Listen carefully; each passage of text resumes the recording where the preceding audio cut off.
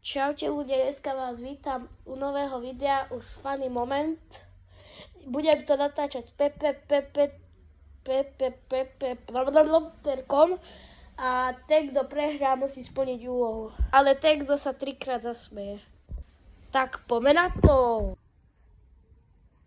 Blbé reklamy dopy. Čokoláda Vilka. Konečne sa to začalo, tá reklama bola 100 €. To je krava.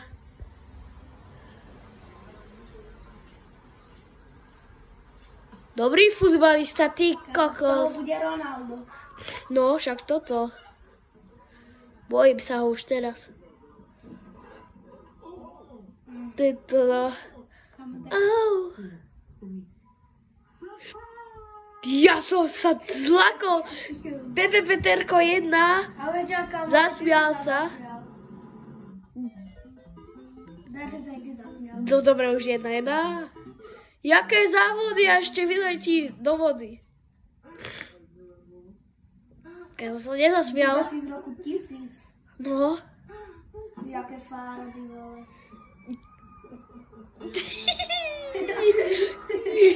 Dvaja. Posledný.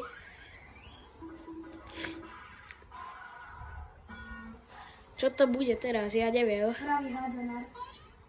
Ešte sa sám zrúti, ty kokos. Pána Jana, tej bude vidieť. Toto poznám. Tej bude vidieť brucho.